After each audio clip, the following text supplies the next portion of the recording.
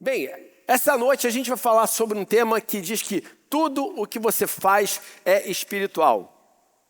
Tudo que você faz é espiritual. E é interessante que eu quero começar fazendo para você duas perguntas nessa noite. A primeira coisa é: existe alguma diferença entre a nossa vida espiritual e a nossa vida profissional ou qualquer área da nossa vida? Existe alguma diferença entre essas duas coisas? Não. Segundo ponto, né? Será que Deus separa o que a gente faz no domingo daquilo que a gente faz segunda, terça, quarta, quinta, sexta, sábado? Não. Não existe essa separação, porque quando a gente olha esse conceito de dicotomia que separa o espiritual do sagrado, que diz que há o espiritual e o mundano, essa é uma visão do gnosticismo, tão combatida pela igreja. Porque essa é uma visão completamente equivocada. Quando nós entendemos que nós somos um homem, ele é o quê? Ele é um espírito que possui uma alma e habita no corpo. Então a natureza, a nossa natureza de criação, ela é espiritual. E é interessante que quando Deus ele cria o mundo, eu já falei isso várias vezes, ele diz que façamos o homem à nossa imagem e semelhança. Ele diz que o homem ele é espírito e dá a esse homem, em primeiro lugar, uma direção que envolve o quê? Ele ser um mordomo, um administrador da criação. Ele fala que é para que o homem ele domine sobre animais, plantas, peixes, aves. E depois ele coloca Adão e Eva onde? No jardim, com uma direção para fazer o quê? Cuide e cultive. Gente, ele está deixando muito claro que há um chamado na nossa vida, que desde a criação fala de pegar aquilo que Deus criou e desenvolver aquilo ali, cuidar, trazer uma multiplicação sobre aquela criação. E em cima disso eu quero abordar um aspecto aqui muito importante da nossa vida. A gente começa a entender que aqui na Nova, né, vocês sabem que nós temos vários ministérios e cada ministério tem um papel específico. O papel de cada ministério é ajudar você a se desenvolver em uma determinada área da sua vida. Então, por exemplo, o Ministério de Casais tem como objetivo ajudar você a se desenvolver no seu aspecto familiar, para que haja um relacionamento de qualidade entre maridos e esposas, entre pais e filhos, para que a gente veja um crescimento dentro das famílias que vão estar vivendo plenamente a visão de Deus para a família. Os ministérios que envolvem jovens, como a gente viu aqui, Zoe, Vibe, etc., geração nova, tem o objetivo de fazer o quê? O desenvolvimento dos nossos jovens para que cresçam e se desenvolvam alinhados com a visão da palavra. Faz sentido para vocês?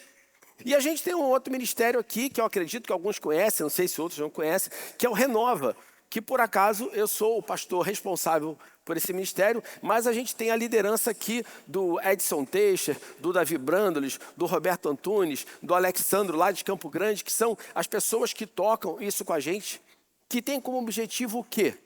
Ajudar as pessoas a viverem plenamente a sua vida profissional, vivendo os valores e princípios do reino dentro dos seus negócios.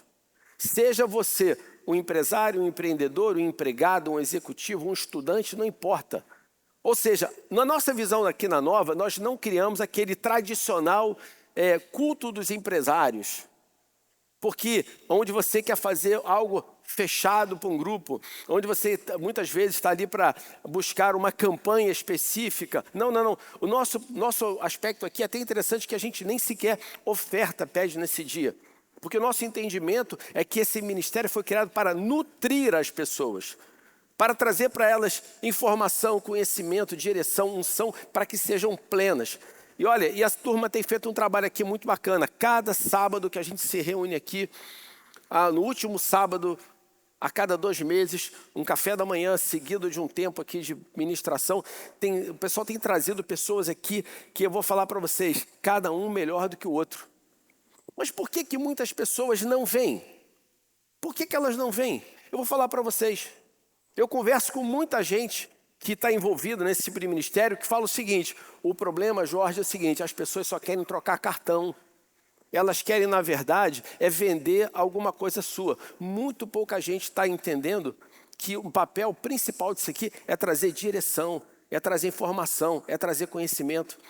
E esse tipo de posicionamento, esse tipo de visão equivocada, é que impede que muitas pessoas vivam plenamente a sua vida. A gente tem que entender que você está aqui hoje no domingo, mas você passa a maior parte da sua vida no seu ambiente de trabalho.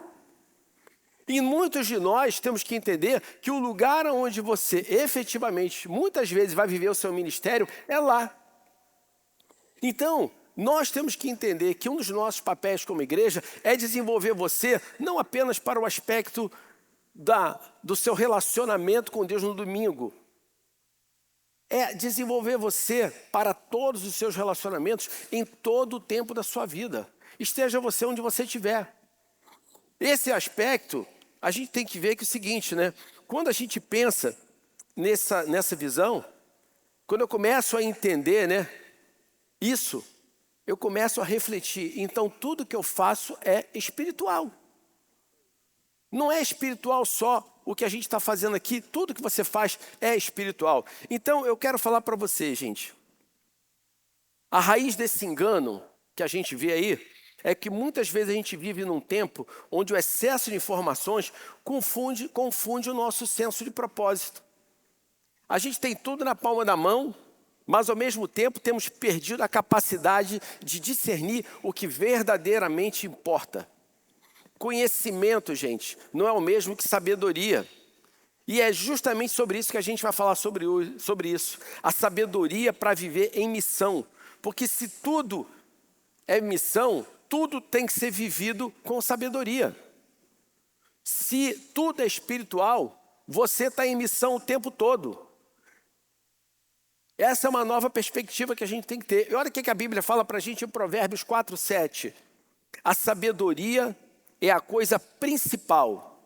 Adquire, pois, a sabedoria. Sim, com tudo que possui, adquire o entendimento. E depois Colossenses 3:23-24 fala outra coisa importante. Tudo o que fizerem, façam de todo o coração, como que para o Senhor, e não para os homens, sabendo que receberão do Senhor a recompensa da herança, e é a Cristo Senhor que vocês estão servindo. Eu sei que muitas vezes a gente vive essa situação, né? Eu fico aqui, poxa, eu estou aqui no domingo, estou pensando agora nas coisas espirituais, mas amanhã eu estou começando a pensar nos meus desafios do dia a dia. Pessoal, aqui está falando uma coisa importante. A gente tem que ter uma mentalidade de que tudo aquilo que eu estou fazendo para o Senhor. Não é verdade? Eu estou fazendo para Ele. Sabe que eu tenho uma história engraçada.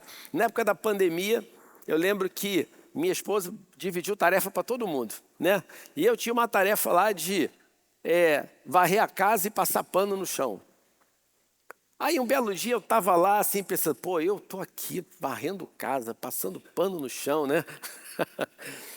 E de repente me veio assim uma coisa no meu espírito.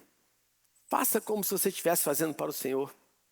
Como é que você passaria o pano na sua casa se você estivesse fazendo como era com você? Eu lembro que nesse dia eu arrastei sofá, arrastei móvel, eu fiz um troço completamente diferente. Eu comecei a dar uma qualidade diferenciada naquilo que eu estava fazendo, porque eu comecei a imaginar que eu estava fazendo para Deus. Já parou para pensar se todas as pessoas, na hora que estivessem realizando alguma coisa, elas não medissem o nível da sua dedicação pela aparência ou para quem estaria fazendo? Se eu literalmente levantasse o nível e pensasse assim, tudo isso que eu estou fazendo para Deus, vocês não acham que a gente se diferenciaria em qualquer coisa da nossa vida? A gente tem que entender que o nosso chamado a sermos diferentes no mundo não é um chamado a ser diferente a partir do modo de falar impostado, de uma roupa, de um corte de cabelo. Não, a nossa diferenciação no mundo começa através do posicionamento que a gente toma em todas as coisas que a gente faz, inclusive na nossa vida profissional. De manhã, aqui no nosso pré-culto, o pastor Mauricinho, ele trouxe ali uma palavra falando que, chamando as pessoas para fazerem a diferença no culto. As pessoas que estavam servindo nos lugares fizessem a diferença. Isso é muito claro, ele tocou num ponto fundamental. Nós fomos chamados para fazer a diferença. Nós fomos chamados para sermos aqueles que no momento que alguém se relaciona, que alguém tem contato com a gente, ela precisa ter uma percepção de que há alguma coisa diferente para cima, a partir daquilo que a gente está fazendo nas interações com elas. Então eu preciso entender o seguinte, a gente tem que entender que se o Espírito de Deus, ele nos lembra que tudo é espiritual, que tudo é missão, eu tenho que ter que, para eu viver essa missão, eu tenho que ter a sabedoria que vem do alto, uma sabedoria que edifica sobre a rocha, uma sabedoria para falar com graça, uma sabedoria para escolher com discernimento, para viver em verdade e amor, e para lembrar todos os dias que o meu verdadeiro Senhor é Jesus. E eu quero pegar nesse ponto aqui de eu lembrar que o meu verdadeiro Senhor é Jesus, porque muitas pessoas, elas têm um entendimento também equivocado a respeito desse senhorio. Eu tenho que entender que quando eu entrego a minha vida para Jesus, não é apenas para aspectos de salvação, eu tenho que entregar a minha vida completamente para Ele, de uma maneira que a minha vida passa a ser guiada por aquilo que Ele me direciona a fazer. A minha vida começa a ser guiada pelos princípios e valores do reino de Deus. Ele tem que ser a base sobre a qual eu edifico a minha vida. Ele tem que ser aquele que eu procuro agradar nas coisas que eu estou realizando. E o que acontece é que às vezes a gente tem um grande problema de esquecer disso. Que Ele é o meu Senhor. Olha só, gente. E aí a gente vai tocar então no ponto 1 dessa mensagem de hoje. Eu tenho que ter sabedoria para construir sobre o fundamento certo. E a primeira área que eu tenho que aplicar sabedoria é no fundamento da minha vida. Em quem nós depositamos a nossa confiança em relação ao direcionamento, às nossas decisões e ao suprimento das nossas necessidades. Quem tem sido, em quem eu tenho depositado a minha confiança com relação a tudo isso? Olha o que Jesus fala para a gente, em Mateus 7, 24 a 27. Quem ouve minhas palavras e as pratica, guardem isso aqui, quem ouve as minhas palavras e as pratica, é tão sábio como a pessoa que constrói sua casa sobre uma rocha firme. Quando vierem as chuvas e as inundações e os ventos castigarem a casa, ela não cairá, pois foi construída sobre a rocha firme. Mas quem ouve o meu ensino e não pratica é tão tolo como a pessoa que constrói sua casa sobre a areia. Quando vierem as chuvas e as inundações e os ventos castigarem a casa, ela cairá com grande estrondo. Olha só que interessante. Ele mostra claramente aqui um ponto fundamental. Olha só, se você ouve as minhas palavras e as pratica, você é sábio. Você está edificando sobre uma rocha. E fala do tolo, que é aquele que coloca sobre a areia, é aquele que edifica sobre fundamentos instáveis. Vocês concordam comigo que a opinião das pessoas ela é instável? O comportamento das pessoas ele é instável? A visão do mundo para qualquer coisa ela é instável? Mas se há uma coisa que é firme, que não muda, é a palavra de Deus. É a verdade que há nela. Então eu tenho que tomar uma decisão. Sobre o que eu vou construir? O pastor Guga falou uma coisa aqui sensacional. Na hora da oferta, lembrando que Jesus ele era um carpinteiro, ele não era um pescador, mas ele dá uma direção a Pedro, para que Pedro coloque o barco na água e vá mais fundo e jogue a rede. Então olha que interessante, ali, o que fez Pedro crer e agir, não foi porque Jesus deu uma palestra sobre técnicas, táticas e estratégias de pescaria, porque ele não era pescador, mas porque ele creu em quem estava falando. Então eu tenho que entender que dentro do padrão bíblico, eu não preciso de uma comprovação técnica do que Deus está me dizendo para fazer, porque Ele é poderoso para fazer um milagre. E eu vou repetir uma coisa que todo mundo já escutou falar. Esse milagre nos ensina uma coisa interessante. Você recebe uma palavra que pode parecer absurda, mas que pede a você fazer uso da sua fé, da sua confiança, através de quê? De uma competência que você tem.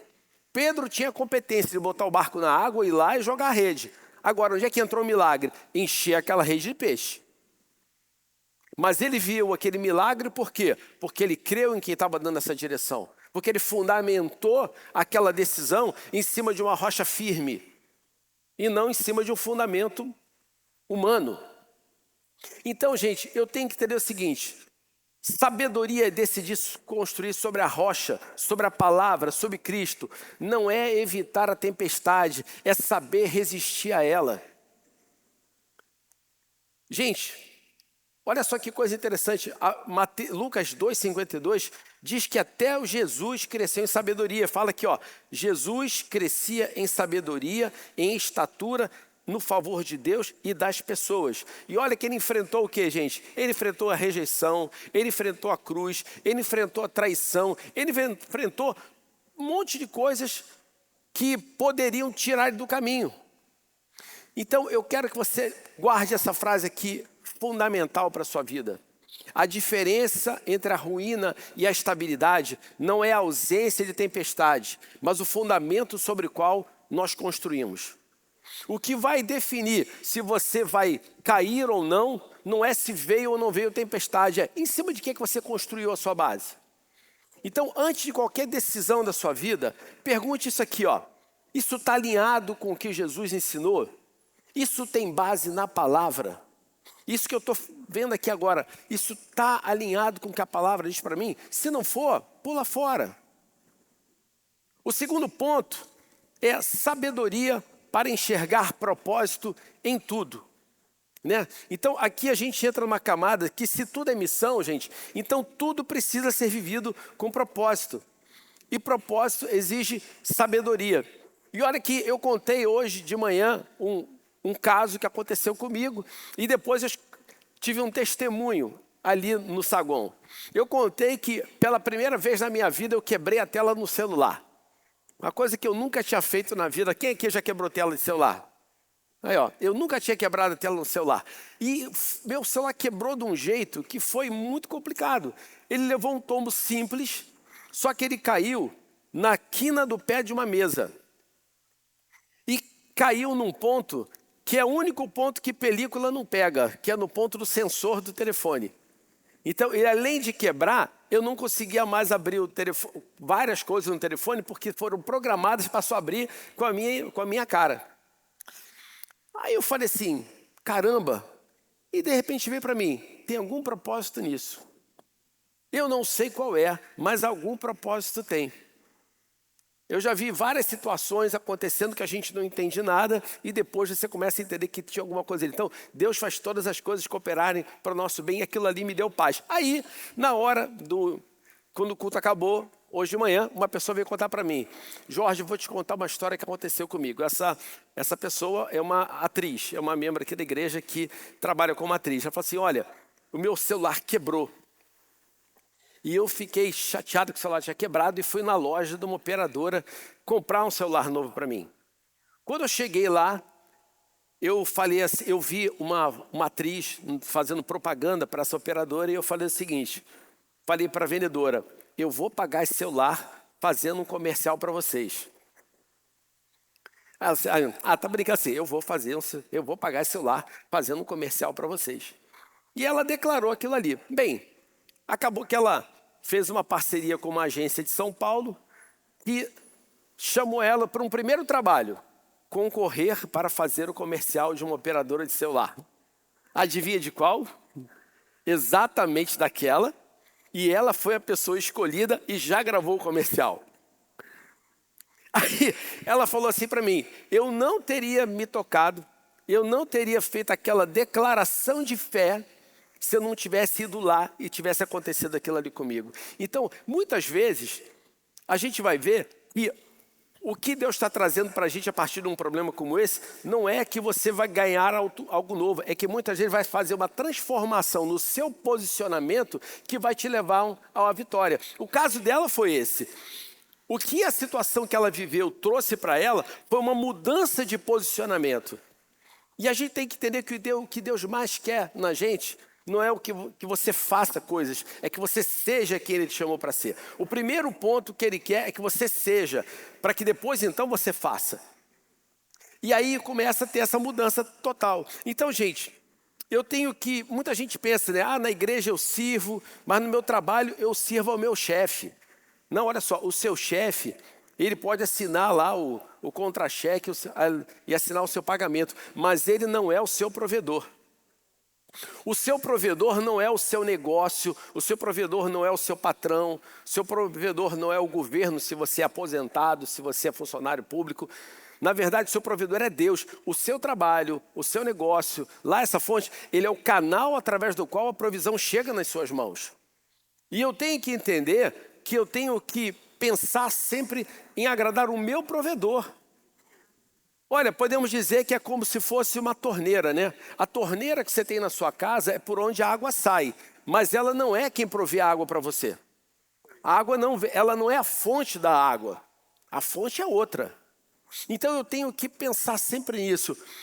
Quem eu estou buscando agradar? Porque aquela palavra de Colossenses fala o seguinte: se tudo que eu fizer para Deus, eu vou entender que quem vai trazer a recompensa sobre a minha vida é Ele. Nós temos que ter um posicionamento que, se tudo é espiritual, eu tenho que crer que no momento que eu me posiciono na minha vida, guiado pelo Espírito de Deus, agindo de uma maneira que agrada a Ele, a recompensa que vai vir para mim é dele. Então é Ele quem vai abrir para a gente novas portas, portas maiores, novas conexões, novos negócios, novos contratos, um emprego maior, melhor. É Ele quem vai trazer para você a revelação de quem você é.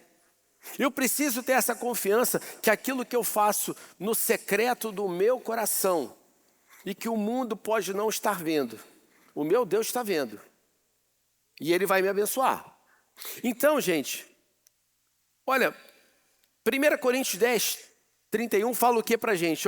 Portanto, quer vocês comam, quer bebam, quer façam qualquer outra coisa, façam para a glória de Deus. Gente, tudo é espiritual, trabalhar é espiritual, cuidar da casa é espiritual, empreender é espiritual, estudar é espiritual, liderar uma equipe é espiritual. Se o Espírito de Deus está em nós, o reino de Deus, ele se move através de nós.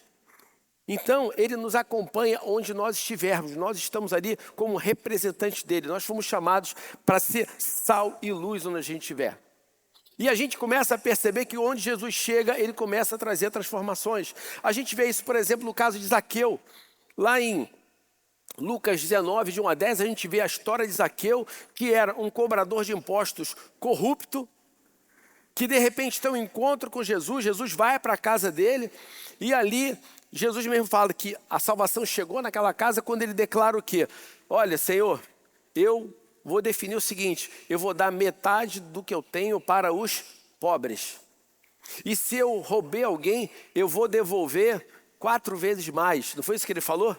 E olha que tem uma coisa interessante aí, Ele primeiro toma a decisão de dar metade. Ele não primeiro devolve para o que sobrar, ele doar, não. Primeiro ele dá logo metade do que ele tinha para os pobres e depois ele resolve restituir aquilo que ele tinha roubado. Então a gente começa a ver alguém que o encontro com Jesus traz nele arrependimento, transformação e uma coisa curiosa, ele não deixou de ser um cobrador de impostos, só que ele agora virou um cobrador de impostos honesto. Ele passa a ser alguém que na sua atividade do seu dia a dia, ele começa a agir de uma maneira correta. Então imagina como é assim, esse cara não era corrupto, esse Zaqueu não era o maior safado, extorquia todo mundo e agora foi transformado. Esse cara, eu tive um encontro com alguém que mudou a minha vida. Esse alguém se chama Jesus. Então, na verdade, o maior testemunho, a maior pregação de Zaqueu não era ele ter virado um pregador no púlpito e ficar trazendo mensagem para ninguém. Era a própria transformação de vida dele. As pessoas ao ver aquele cara que era completamente errado agora, tendo a sua vida transformada, começam a olhar para ele com uma ótica completamente diferente. Esse cara agora mudou. Então, se mudou ele, pode mudar qualquer um. Então a gente começa a perceber que o nosso posicionamento, a nossa transformação é a maior pregação que a gente vai dar. Você vai entender que você não precisa ser eloquente em palavras para você pregar. O que você precisa ser é coerente e consistente entre o que você diz que acredita e aquilo que você faz. Você precisa ser alguém que as pessoas veem em você uma real transformação de vida. Então, gente, eu quero trazer para você um ponto aqui importante, que a gente pega no exemplo de Zaqueu. A fé que não transforma a rotina é só discurso. A fé que não transforma rotina é só discurso. Ela precisa trazer uma transformação. Eu vou ser repetitivo aqui de novo de uma coisa que muita gente já ouviu, principalmente meus alunos da Nova College. Eu falo sempre o seguinte: toda transformação, toda mudança, ela nasce em primeiro lugar de uma mudança na minha base de conhecimento. Essa mudança na base de conhecimento tem que me levar a uma mudança de perspectiva, uma mudança na maneira de enxergar as coisas, uma mudança na minha cosmovisão. E isso é que me leva a uma mudança de comportamento. E quando eu tenho essa mudança de comportamento de uma forma consistente, eu começo uma mudança de cultura, minha e daqueles que são afetados ao meu redor. Faz sentido para vocês? Agora, concorda que receber conhecimento é fácil? O que eu estou fazendo hoje aqui para vocês é trazer conhecimento. Mas o objetivo disso não é só trazer mais conhecimento para você, é te levar a enxergar as coisas a partir de uma nova perspectiva. Essa agora de que tudo é espiritual. Para que você, então, tenha uma mudança de comportamento, que é onde efetivamente você vai mostrar que essa mudança surtiu algum tipo de efeito em você. Para que você comece a ser esse elemento de transformação. Para você ser sal e luz onde você estiver. Então, antes de você sair para o trabalho, ore ao Senhor assim: Senhor, me mostra onde o Senhor quer agir através de mim hoje. Vai sair para o colégio, Senhor, me mostra onde o Senhor quer agir através de mim hoje. Entrega a tua agenda a Ele. Assim, eu hoje vou estar com essas pessoas aqui. Eu tenho esses encontros marcados, eu tenho essas conexões. O que o Senhor quer fazer através de mim na vida dessas pessoas? Como é que o Senhor quer mudar a vida delas? Amém, gente? Bem, o terceiro ponto é que a gente tem que ter, então, o quê? Sabedoria nas palavras. Nós precisamos ter sabedoria nas nossas palavras. Provérbios 13, 3 fala o quê? Quem controla a língua terá vida longa. Quem fala demais acaba se arruinando. A gente pode, falar essa passagem de uma outra maneira. Quem toma cuidado com o que diz está protegendo sua própria vida. Mas quem fala demais destrói a si mesmo. A gente vive num mundo que todo mundo quer falar, todo mundo quer dar opinião, todo mundo quer postar, todo mundo quer falar aquilo que pensa. E é interessante como é que agora virou uma moda a pessoa falar baseado naquilo que ela não viu, naquilo que ela não conhece, mas porque ela foi influenciada por alguém, os chamados influenciadores, Um influenciador diz que uma coisa é verdade, aquela pessoa assume aquilo ali como se fosse verdade e começa aí essa confusão que a gente está vendo. Mas o pior de tudo é quando eu começo a falar o que eu não tenho que falar. Coisas que eu entendo que eu posso estar sentindo alguma coisa, mas que efetivamente aquilo ali não é uma realidade. Olha que interessante. José, ele foi um que começou a contar para os irmãos os sonhos dele. Começou a contar para todo mundo o que ele estava sonhando. O que ele arrumou? Confusão.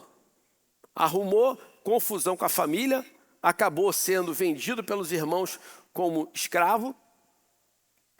Agora, imagina se tivesse Instagram naquela época, hein? Imagina José postando: aí galera, olha o sonho que eu tive essa noite.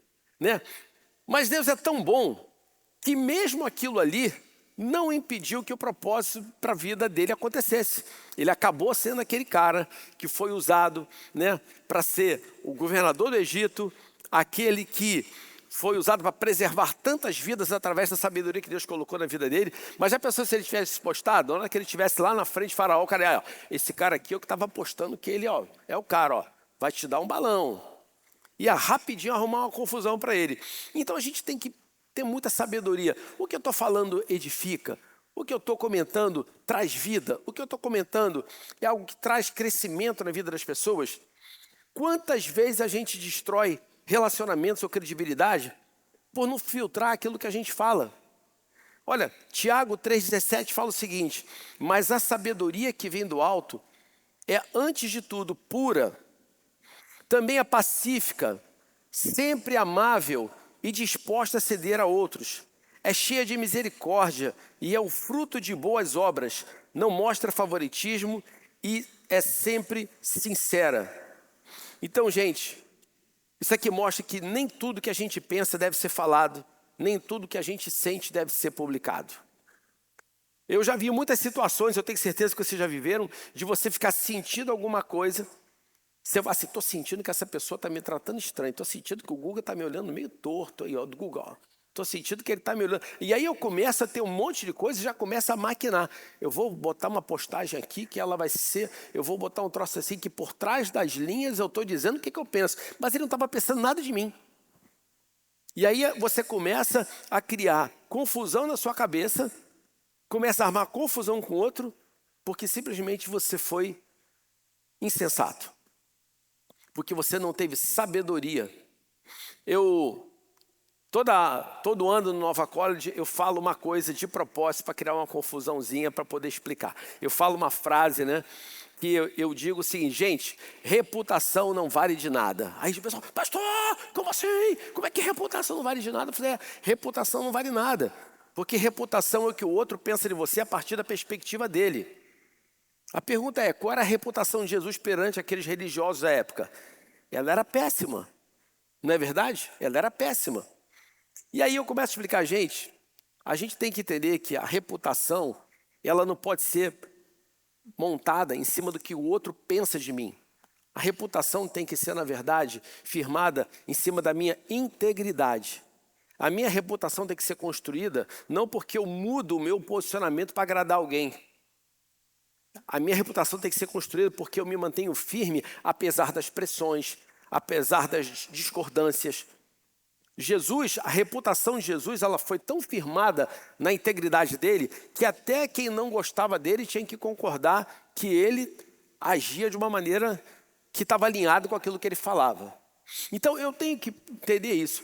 Construa sua reputação não em base em postagens ou palavras ao vento, mas em cima da sua integridade, em cima de você ter coerência entre o que você diz e o que você faz. Amém?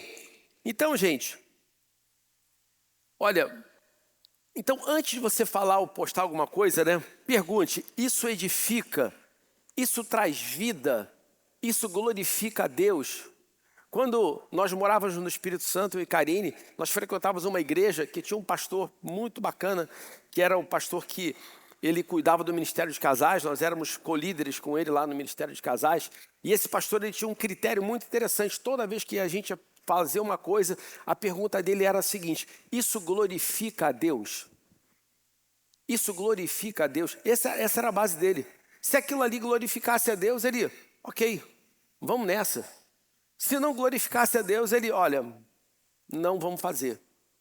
E é interessante, né? Eu tenho um caso muito bacana de um grande executivo, que é o presidente do Walmart, o presidente mundial do Walmart, que é um cristão, né? Então, num vídeo, ele falou o seguinte, olha, eu tenho um critério, que é fruto de uma coisa que eu gosto de fazer. Eu sempre gosto de chegar em casa e contar para os meus filhos como foi o meu dia. E então, todas as vezes que eu vou tomar uma decisão, eu faço a seguinte pergunta para mim mesmo, eu posso contar isso para os meus filhos quando eu chegar em casa? Se eu não puder contar, eu já sei que aquela decisão está errada. Olha que interessante. Se eu não posso contar, eu já entendo que essa decisão está errada. E aí ele continua falando o seguinte, o que eu mais quero é ter um posicionamento e ter atitudes para que aqueles que não me conhecem falem assim para mim, cara, você é diferente. Eu percebo que você faz as coisas de uma maneira diferenciada. E então eu possa dizer, sim, é porque tudo que eu faço para agradar o meu Senhor e Salvador Jesus Cristo. Olha o que é um homem que tem um poder como esse, dentro de uma organização desse tamanho, tem um posicionamento desse.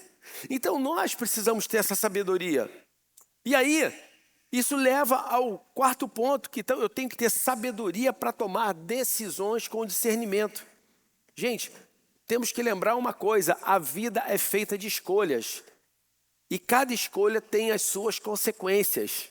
Não tem como fugir disso. Você sempre vai fazer uma escolha. Então, Provérbios 14, 12, alerta o que para a gente? Ó, há caminhos que a pessoa considera corretos, mas que acabam levando à estrada da morte. Adão e Eva escolheram desobedecer. Saul escolheu agradar o povo, olha a história aí, ó. Reputação, resolveu agradar o povo, acabou quebrando a cara. Mas Noé escolheu obedecer. Maria escolheu crer. E Jesus escolheu a cruz. Cada um plantou e colheu algo alinhado com aquilo que tinha feito. Olha, Hebreus 4:12, né, fala uma coisa para a gente aqui. Pois a palavra de Deus ela é viva e poderosa e mais cortante que qualquer espada de 2 gumes, penetrando entre a alma e o espírito, entre a junta e a medula, e trazendo à luz até os pensamentos e os desejos mais íntimos. Então aqui isso lembra para a gente, né, que a palavra de Deus discerne as intenções do coração. Então a sabedoria é a gente se submeter a essa palavra antes de tomar qualquer tipo de decisão. É quando eu tenho a sabedoria de colocar tudo diante de Deus para que eu faça escolhas que sejam alinhadas com aquilo que Deus tem para a minha vida. Então, as escolhas de hoje, gente, elas são as sementes que vão determinar a colheita de amanhã. Lembrem disso, as sementes de hoje vão determinar a colheita que você vai ter amanhã. Então, antes de decidir algo importante, ore e faça a pergunta: Senhor, isso te honra? Isso me aproxima de você? Isso faz com que o teu nome seja exaltado? E aí, gente, a gente vai para um quinto ponto que fala sobre sabedoria nos relacionamentos. Relacionamentos são o campo onde mais precisamos de sabedoria, porque é nele que a missão se revela.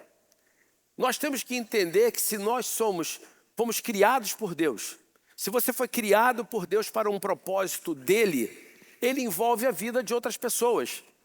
O propósito da sua vida, ele não acontece todo em você mesmo. Você não vive isolado a um ponto que tudo que acontece na sua vida tem relação apenas com você. Tudo tem relação com a vida das outras pessoas. E eu tenho que entender que, por isso, eu preciso prestar atenção na qualidade dos meus relacionamentos, porque é nele que a minha missão vai se manifestar. Olha só, Jesus ele lidou com pessoas completamente diferentes ao longo da vida dele aqui. Pedro era impulsivo, João era amoroso, Tomé era cético, Judas era traidor. Ainda assim ele amou todos eles. Ainda assim ele amou cada um do seu jeito. Então, Provérbios 21:2 fala, né? Ainda que as pessoas se considerem corretas, o Senhor examina o coração de cada um. Ou seja, né, nós avaliamos a nossa vida pelos atos, pela aparência, mas o Senhor, ele analisa o que? As motivações.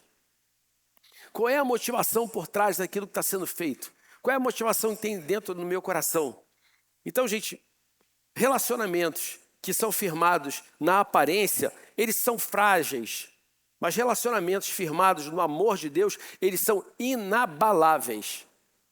Nós temos que entender que se eu compreendo que o meu chamado, ele envolve um propósito de Deus para a minha vida, uma missão que Ele me deu, e eu entendo que tudo é espiritual, nós precisamos ser intencionais nos nossos relacionamentos. Isso não significa você ser interesseiro. Interesseiro você está buscando para você, intencional não. Eu estou me relacionando com a intenção de que aquilo para o qual Deus está me chamando para fazer aconteça. Então eu tenho que ver que cada oportunidade que eu tenho de interação com alguém, eu tenho que ver ela como uma oportunidade de impactar a vida dela positivamente. De novo, a gente falou, vou usar aqui a frase do pastor Mauricinho pela manhã. Você precisa fazer a diferença. Você precisa ser alguém que entenda que Deus me chamou para fazer a diferença na vida dessa pessoa. Então, gente, Provérbios, né? Provérbios 19:11 fala que a sabedoria do homem lhe dá paciência. A sua glória é ignorar ofensas, né? Olha que interessante, né? Então, o sensato ele não perde a calma, mas conquista o respeito ao ignorar as ofensas. Depois em Provérbios 3-4 fala: não permita que a bondade e a lealdade o abandonem. Prenda-as ao redor do pescoço e escreve-as no fundo do coração. Então você conseguirá favor e boa reputação diante de Deus e das pessoas. Você quer boa reputação diante de Deus e diante das pessoas? Faça aqui, ó, bondade, lealdade, né? Escreve isso no fundo do teu coração e aí você vai viver isso. Então, eu quero dizer para você, decida não alimentar fofocas, rivalidades ou ofensas. Em vez disso, invista em relacionamentos saudáveis com amor e com verdade. A gente tem que fugir desse conceito da fofoca. Isso é destruidor. A fofoca, ela só traz afastamento. A fofoca, ela só traz o quê? Mentira. Eu sempre falo que todo fofoqueiro, ele é um mentiroso. Porque ele, para defender aquilo que ele quer falar, ele sempre sobe um tom. Não é verdade isso? Você nunca vê uma fofoca que ela é absolutamente a verdade do que aconteceu. Ela sempre tem um tom de exagero para poder potencializar isso. E você descobre que muitas vezes o fofoqueiro, o que ele quer é descredibilizar o outro.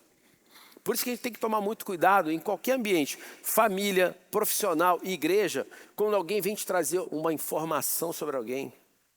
Ó, tem um negócio para te falar aí, ó, para você orar por isso. Rapaz, o argumento é só para a gente orar por isso. Normalmente é a introdução que a pessoa quer botar uma fofoquinha para você. Porque muitas vezes ela acredita que ela precisa descredibilizar o outro para que ela cresça. Ela acredita que ela precisa tirar alguém da posição para que ela possa garantir a posição dela. Gente, isso é demoníaco. Isso tem que ser combatido veementemente. Seja isso na família, nos negócios, na igreja, onde for. A gente tem que entender que quando você está firmado na palavra, quando você está fazendo aquilo que Deus te chamou para fazer, gente, ninguém vai te tirar daquele lugar que Ele colocou você. Se aquilo ali é para você, se você entrega a sua vida a Jesus, você começa a mudar completamente a tua forma de lidar com essas situações. O fato, gente, é que a gente viu hoje que viver com sabedoria é viver com propósito. E que viver com propósito é entender que tudo é missão. Sabedoria não é só para a igreja. Sabedoria ela é para o teu escritório, ela é para a sua casa, para as reuniões, para uma conversa difícil, para cada decisão importante. Por isso que eu quero repetir aqui o que falou Colossenses 3:23. Tudo o que fizer, faça de todo o coração, como para o Senhor e não para os homens. E eu quero trazer para você um ponto aqui, para a gente começar a fechar essa conversa de hoje. Quando a gente diz que entregou a nossa vida a Jesus como nosso Senhor e Salvador, falei isso aqui mais cedo, não pense apenas em aspecto de salvação. Pense em tudo. Não carregue sobre os seus ombros aquilo que Jesus já disse para você entregar nas mãos dele. Se tem alguma coisa na sua vida hoje que você acha que tem que ser carregado na força do seu braço, quero falar para você, se renda.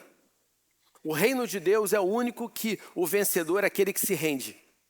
É aquele que entrega, é aquele que fala assim, Senhor, eu estou te entregando isso. Eu não quero mais carregar sobre os meus ombros esse peso. Eu não quero carregar mais sobre a minha vida essa preocupação. Eu estou te entregando tudo porque eu creio que você é poderoso para trazer solução para qualquer coisa da minha vida. Então, esse conceito de seja o meu Senhor e seja o meu Salvador, ou seja, me dê a vida eterna, mas a minha vida é tua. Faz dela aquilo que você tem para mim, faz dela aquilo que você criou para mim. Olha que interessante, né? Jesus, ele tem uma história interessante envolvendo Jesus, que todas as vezes, quem faz o Nova Cola já fez, sabe que eu conto isso, todas as vezes que o assunto liderança foi tratado por Jesus, ele sempre tratou da mesma maneira. Em 3 situações diferentes. A primeira, quando os discípulos estavam na estrada a Cafarnaum, discutindo quem era o maior, quando chegam na cidade, chegam numa casa, Jesus pergunta para eles, o que vocês estavam conversando no caminho? E eles não falam nada porque estavam com vergonha de dizer que estavam discutindo qual deles era o maior. E Jesus fala de uma maneira muito simples, quem quiser ser o maior, que seja o último e seja servo de todos. Ele só explica isso, ele não repreende por a discussão, só fala assim, você quer ser líder? Seja o último e seja servo de todos. Dali a pouco, passa um tempo, acontece que a mãe de Tiago e João pede lá para que um filho sente à direita, outro sente à esquerda. Jesus fala, você não sabe o que você está me pedindo. E ele percebe que o clima ficou ruim, chama todos os discípulos e fala assim, gente, vocês sabem que os maiorais dominam, as autoridades dominam sobre o povo, que os maiorais exercem poder sobre eles, mas entre vocês não vai ser assim. Quem quiser ser o primeiro, que seja servo de todos, ou seja, que seja diáconos, né? Que se entregue para ser um facilitador para todo mundo. E quem quiser ser o primeiro, o maior de todos, que seja doulos, que seja escravo, aquele que vai pagar o maior preço. Porque nem mesmo o Filho do Homem veio para ser servido, mas para servir e dar a sua vida em resgate de muitos. Resgate que significa pagar o preço para que aquele que foi resgatado viva plenamente a sua vida. E ele mostra ali o seguinte, ó, de novo, sirva. Já era suficiente, né? Aí chega na última ceia, ele acaba de fazer lá a ceia e fala, olha, entre vocês está aquele que vai me trair. E aí os discípulos começam a discutir, quem é o traidor? Quem é o traidor? Rapidamente eles mudam para, qual de nós é o maior? Caramba, na última ceia ali, depois dele ter dito que ia ser traído, eles rapidamente mudam o escopo para discutir quem era o maior. Aí Jesus de novo fala assim, gente, vocês sabem que as autoridades exercem domínio, que os maiores exercem poder, mas entre vocês não vai ser assim. Jesus foi repetitivo. Aí ele fala, quem é maior, o que está à mesa ou o que serve? Claro que é o que está à mesa, mas entre vocês eu sou como aquele que serve. E aí o que acontece? Aí há um entendimento em alguns aspectos, alguns aspectos teológicos, que o passo seguinte é o que reflete lá em João, quando Jesus levanta então da mesa, tira a roupa, bota um avental e vai lavar os pés dos discípulos. Assim, eu vou dar logo um recado definitivo para essa galera não fazer mais isso. Ele lava os pés, né? E é interessante que a narração desse texto bíblico fala que Jesus, ele sabia que ele era do Pai, sabia que vinha do Pai, sabia que voltaria para ele. E aí Jesus fala, olha, vocês entenderam o que foi que eu fiz? Vocês dizem que eu sou Senhor e Mestre, e realmente eu sou. E se eu, Senhor e Mestre, lavei os pés de vocês, vocês vão fazer a mesma coisa uns pelos outros. Porque o discípulo não é maior do que o Mestre, nem o enviado maior do que aquele que o enviou. E aí ele usa uma frase que eu quero trazer para vocês hoje. Ele termina falando o seguinte, agora que vocês sabem essas coisas, vocês serão felizes se as praticarem. Vocês serão felizes se as praticarem. Hoje aqui a gente falou que tudo é espiritual, em vários aspectos da nossa vida. Agora, felizes vocês vão ser se vocês colocarem isso em prática. Se vocês começarem a viver isso plenamente. Olha, eu quero te chamar hoje para uma decisão prática. Viver com sabedoria e propósito em cada área da sua vida. Vamos ficar de pé.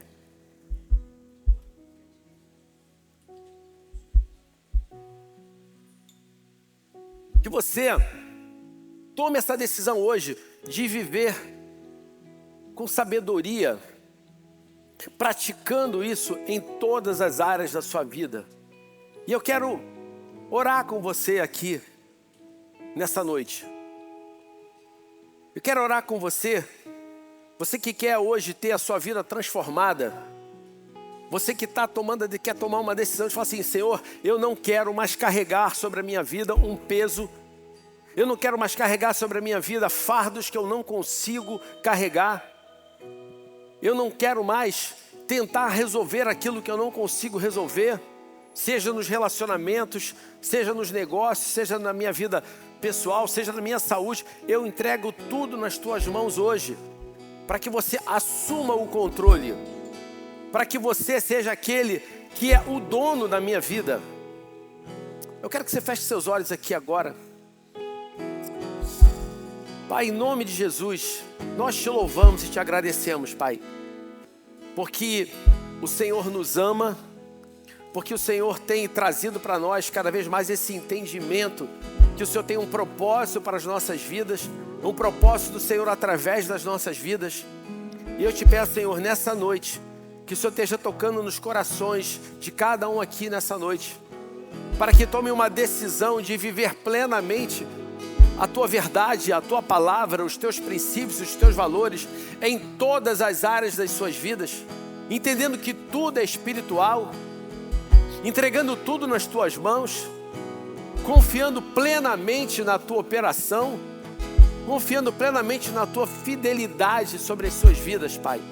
Em nome de Jesus eu te peço que aquele que está tomando a decisão hoje aqui de confiar no Senhor, seja fortalecido no seu espírito, Pai, para se manter firme, para se manter constante, para se manter consistente ao longo da jornada e ver, Pai, e ver frutificar aquilo que o Senhor tem para a vida deles, Pai. Eu quero falar com você aqui essa noite ainda de olhos fechados. Você que quer entregar tudo isso nas mãos de Deus, seja a sua vida, seja as suas necessidades, seja a sua família, que você, todo mundo de olho fechado, só levanta a sua mão num ato de entrega para Ele. Amém, amém, amém, amém, amém, amém. E eu quero que toda a igreja faça junto essa oração aqui, essa oração de entrega. Orem comigo aqui. Senhor Jesus, nessa noite eu te entrego a minha vida, em todas as áreas, Pai.